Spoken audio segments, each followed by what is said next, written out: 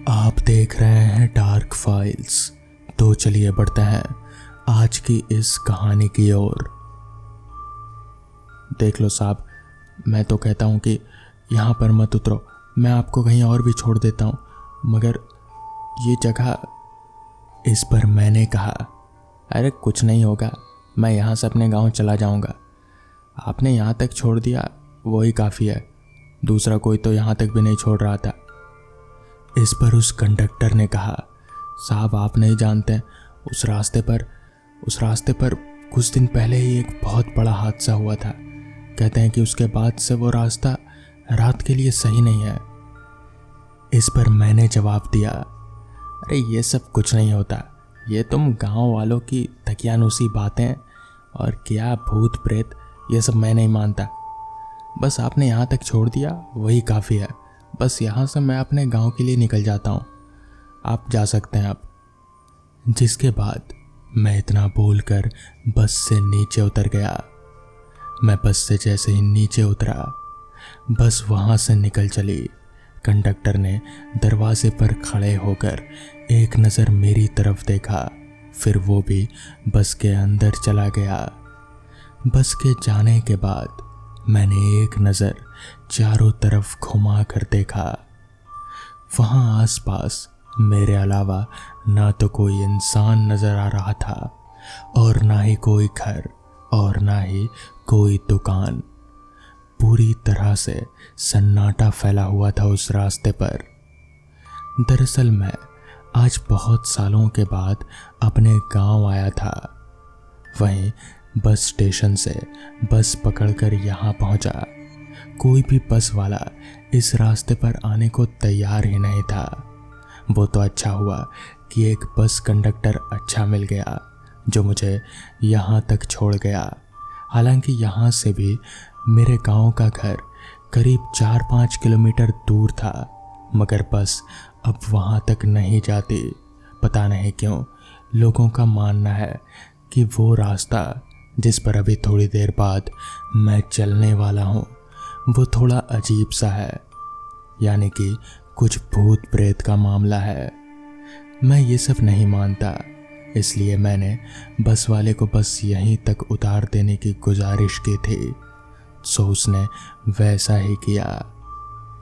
जिसके बाद मैंने अपने कदम आगे बढ़ाए और अपने घर की ओर, यानी कि गांव वाले घर की ओर पैदल ही आगे बढ़ने लगा। हालांकि 4-5 किलोमीटर भी दूर होते हैं, मगर अब कोई चारा तो था नहीं, इसलिए मैं पैदल ही आगे आगे बढ़ने लगा। रास्ते के दोनों तरफ जंगल था और बस झाड़ियाँ ही झाड़ियाँ थीं। रोशनी का कोई भी जरिया उस रास्ते पर नज़र नहीं आ रहा था। मेरे हाथ में एक छोटी सी टॉर्च लाइट थी जो कि मैंने शहर से निकलते वक्त ही साथ में रख ली थी, क्योंकि मैं जानता था कि गांव में रास्तों पर लाइटें नहीं होती, इसलिए मैं अपने साथ टॉर्च लेकर ही आया था। परेशानी वाली बात ये हो गई कि मैंने शहर से निकलते समय गांव वालों को कुछ भी बताया नहीं था, यानी कि दादाजी या फिर चाचा, किसी को भी मैंने कुछ नहीं बताया था कि मैं आज गांव आ रहा हूँ, क्योंकि मैं उन्हें सरप्राइज़ देना चाहता था। और मुझे तो लगा था कि मैं बस से सीधे अपने घर के पास ही उतरूँगा, मगर बीच में जो ये भूतिया रास्ता आ गया उसने सब मज़ा बिगाड़ दिया। इसलिए अब मुझे पैदल पैदल ही आगे बढ़ना पड़ रहा है, और ना ही उस वक्त मोबाइल फ़ोन्स वगैरह हुआ करते थे कि मैं अभी बता पाता। खैर, मैं रास्ते पर तेज़ी से आगे बढ़े जा रहा था। उस रास्ते पर दूर दूर तक सिर्फ खामोशी और सन्नाटा पसरा हुआ था। मेरे कदमों की आवाज़ मुझे साफ साफ सुनाई दे रहे थे। हालांकि मौसम बरसात का था, मगर अभी बारिश के कोई आसार नज़र नहीं आ रहे थे। हालांकि ठंडी ठंडी हवाएं चल रही थी, जिससे शरीर में एक सिहरन सी उत्पन्न होती।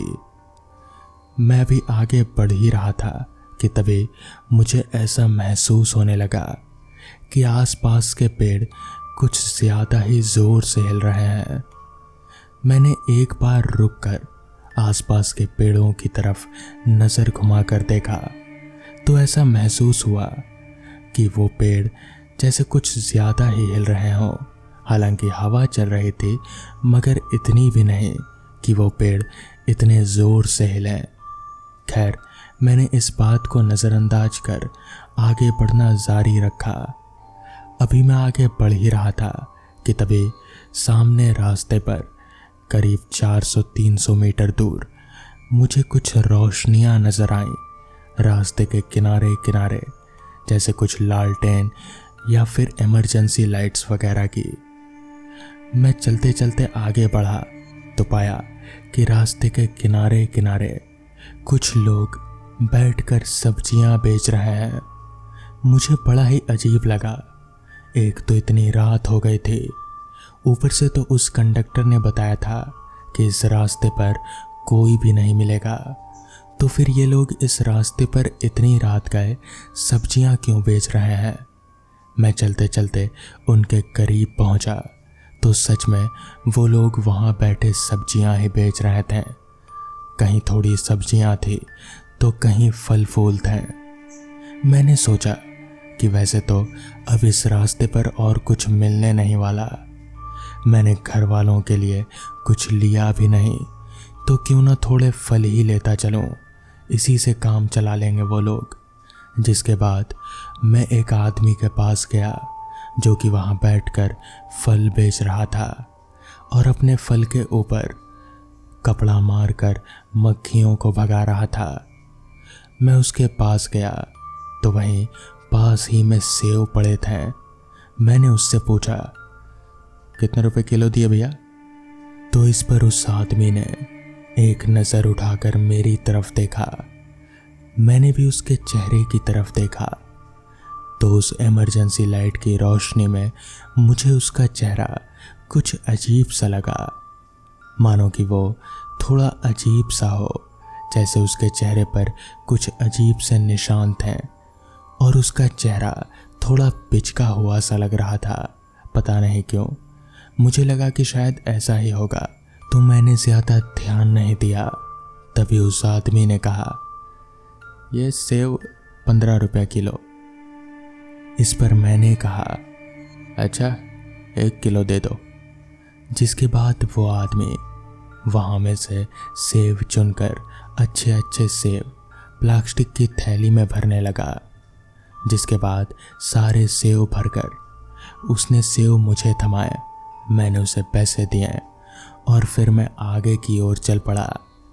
वहाँ पर कुछ और लोग भी थे जो इसी तरह बैठकर सब्जियां और फल वगैरह बेच रहे थे। मैंने और भी लोगों की तरफ देखा तो उन लोगों के भी चेहरे कुछ अजीब से नजर आए, जैसे कि थोड़े पिचके हुए से और चेहरे पर अजीब अजीब से निशान। मुझे कुछ भी समझ नहीं आ रहा था कि आखिर ये लोग ऐसे क्यों दिख रहे हैं।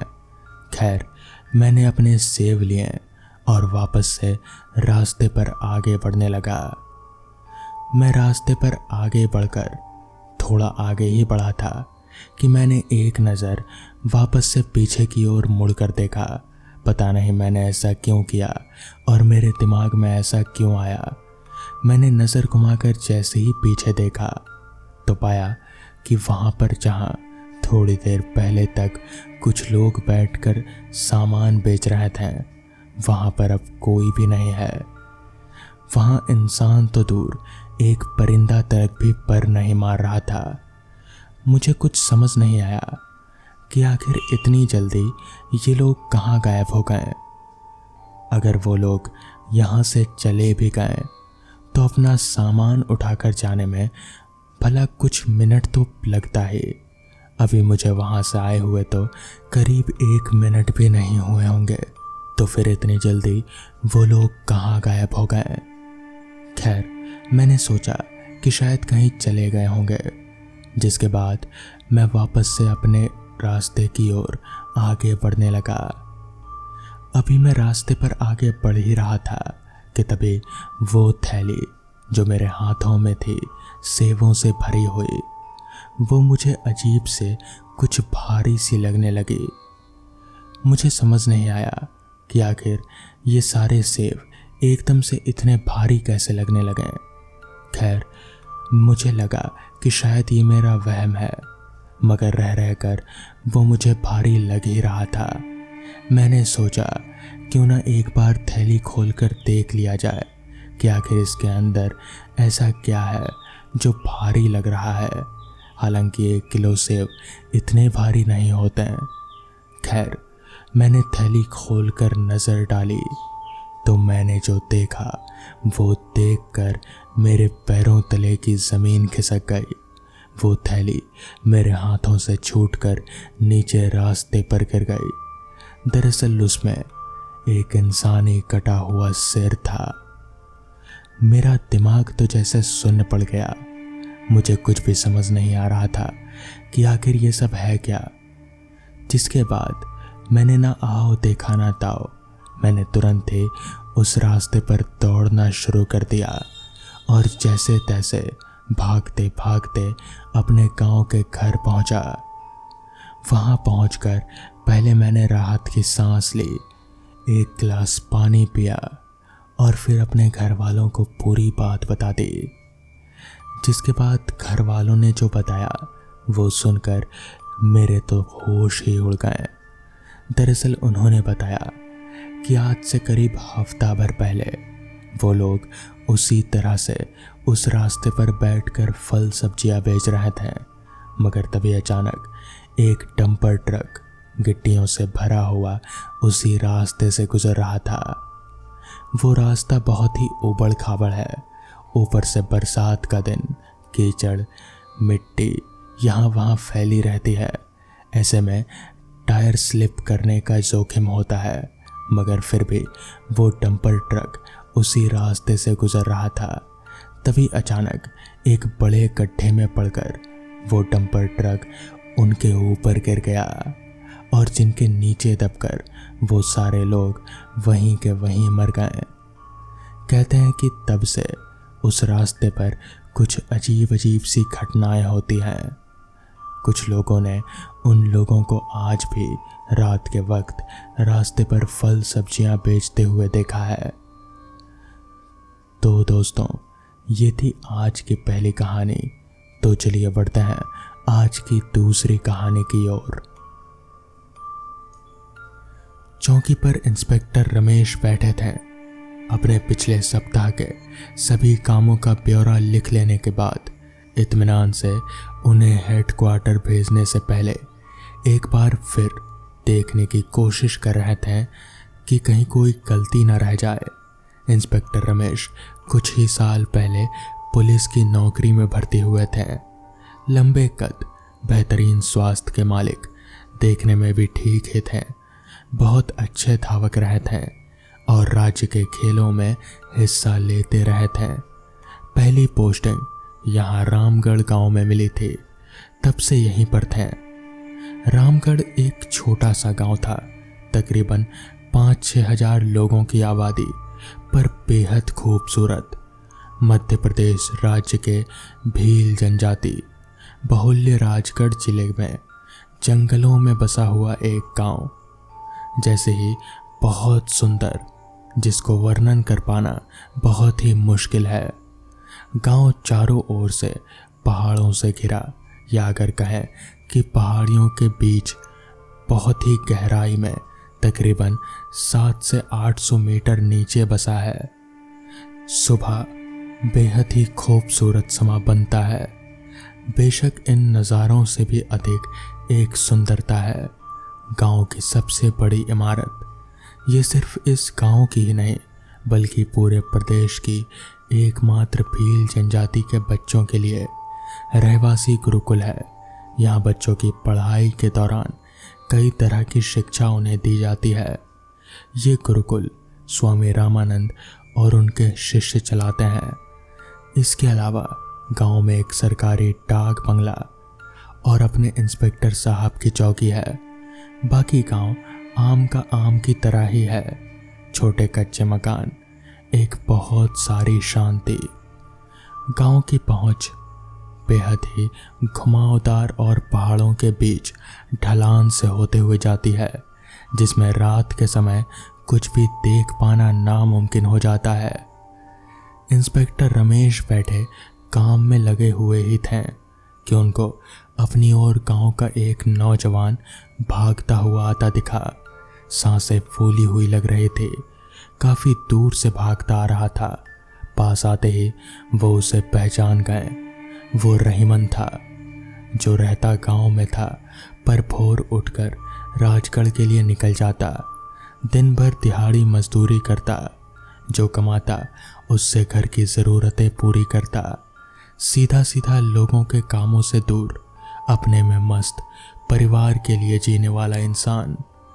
इंस्पेक्टर रमेश के पास आते ही वो उखड़ती हुई सांसों को बामुश्किल से काबू करते हुए सिर्फ इतना बोल पाया कि सड़क के किनारे एक सरकटी लाश पड़ी है। इतने सालों में एक ऐसे शांत इलाके में पहली बार लाश शब्द से तो इंस्पेक्टर रमेश भी स्तब्ध हो उठे। फिर अपने हाव भाव को ठीक कर वो रहीमन के साथ लेकर अपने साथियों के साथ उस जगह पर जा पहुंचे। वाकई एक लाश पड़ी हुई थी, किसी लड़की की थी। कपड़ों से आती महक और कपड़ों की बनावट से ये साफ था कि लड़की हो ना हो शहर की है, गांव की नहीं। पर उसका सर नहीं होने के कारण सारी चीज़ें समझने में मदद नहीं मिल पा रहे थे। अपने मातातों को अपने सिर और किसी किस्म के सुराग के खोज में आसपास को अच्छे तरह से देखने की हिदायत दे इंस्पेक्टर रमेश जीप ले सीधे अपने हेडक्वार्टर में जा पहुंचे, जहां उन्होंने सब कुछ बताया और एक एम्बुलेंस और एक्सपर्ट के साथ वहां पहुंचे। चूँकि वहां कुछ भी नहीं मिला, इसलिए लाश को पोस्टमार्टम के लिए एक्सपर्ट के साथ भेज रामदीन को साथ ले वापस गांव की ओर उसका बयान दर्ज करने के लिए दूसरे गांव वालों से पूछताछ करने चल दिए। रास्ते में रामदीन ने बताया कि उसने फॉरेस्ट डिपार्टमेंट की एक जीप सुबह देखी थी, पर अनपढ़ होने की वजह से वो नंबर नहीं देख पाया। डाक बंगले जाने पर मालूम हुई पिछली रात वहां पर कोई रुका ही नहीं, तो वो गाड़ी उस इलाके से कहाँ जा रही थी। गांव में बहुत सारे लोग से पूछ परख कर कोई भी ज्यादा जानकारी नहीं मिली। अंततः एक बार फिर उस जीप पर ध्यान केंद्रित किया। इस बीच कुछ दिन बीत गए। पोस्टमार्टम रिपोर्ट की एक कॉपी रमेश के पास भी आई। कहीं भी कोई खास चोट के निशान नहीं थे। सर का ना मिलना मुश्किलें बढ़ा रहा था। कोई नाम पता ठिकाना नहीं मिल रहा था जिससे केस आगे बढ़ाया जा सके। भोपाल से बाकी सभी ऑफिस से संपर्क कर लिया गया था और यही खबर थी कि फॉरेस्ट डिपार्टमेंट की कोई भी गाड़ी उस इलाके से उस वक्त कभी नहीं गुजरी। इंस्पेक्टर रमेश अब बेहद दबाव में थे। उनके इलाके के केस में वो कुछ भी नहीं कर पा रहे थे। इधर डाक बंगला पूरी तरह रिपोर्टरों से भरा था और वो उनकी कार्यवाही का हर दिन का रिपोर्ट उनके अखबारों में भेज रहे थे। एक दिन बहुत दुखी होकर इंस्पेक्टर रमेश बैठे एकाएक अपने दिमाग में एक बार फिर से पूरी घटना को जैसे रील की तरह चला रहे थे। अपने सारे लोगों को साथ लेकर वो उस जगह पर पहुंचे। अपने लोगों से पूछा उन्होंने कहाँ कहाँ क्या क्या देखा। चूँकि पहली बार वो साथ नहीं थे, इस बार ज़्यादा अच्छे से सब कुछ देखने की कोशिश करने लगे। एकाएक उनका ध्यान ऊपर की पहाड़ी पर लगे एक घनी झाड़ी में फंसे एक नीले प्लास्टिक बैग पर गया। इस वीरान जंगल में जहाँ कोई पिकनिक मनाने भी नहीं आता, इस बैग ने उनको किसी अनजान सफलता से रोमांच भर दिया। फिर एक बार असफलता ही हाथ लगी। मेहनत से निकाल कर देखने पर उसमें कुछ भी नहीं निकला। अब रमेश बाकी सारे प्रकरण पर फिर से कुछ खोजने की कोशिश बढ़ा देता है। वो एकाएक अपने बाल नोचने लगता है कि सारी चीज़ें इतने साफ थी, फिर भी वो उससे कैसे बच गई। अगले दिन रामदीन को अरेस्ट कर लिया जाता है कत्ल के इल्ज़ाम में। उससे पूछताछ में सब कुछ निकल कर आता है कि उसने ही ये खून किया। सर को जहाँ छुपाया था उसकी बरामदी तथा हथियार जिससे सर काटा था उसके बरामद होने पर सब खुश हुए। इंस्पेक्टर रमेश से पूछा गया कि उन्हें रामदीन पर शक कैसे हुआ। इंस्पेक्टर रमेश ने कहा कि जब पहले दिन रामदीन उनके पास आया था तब उसने लाश के बारे में जानकारियां दी और बताया कि उसने फॉरेस्ट डिपार्टमेंट की गाड़ी को जाते देखा था, पर क्योंकि डिपार्टमेंट के पास कोई ऐसी गाड़ी के बारे में जानकारी उपलब्ध ही नहीं थी, इसलिए ये तो साफ हो गया कि उसने गलत बोला। किसी झूठ बोलने की ज़रूरत किसी को तभी पड़ती है जब वो खुद को बचा रहा हो। जब रामदीन से पूछा गया कि उसने ऐसा क्यों किया तो उसने जो बताया वो सुनकर सभी लोग दंग रह गए। उसने कहा कि वो एक पिशाच की पूजा करता है और वो पिशाच उसकी हर मनोकामना पूरी करता है, पर बदले में उसे हर रोज़ एक इंसानी सर चाहिए होगा, इसलिए उसने ऐसा किया। और वो सर कुछ दिनों के बाद अगली अमावस्या को वो उस पिशाच को देने वाला था।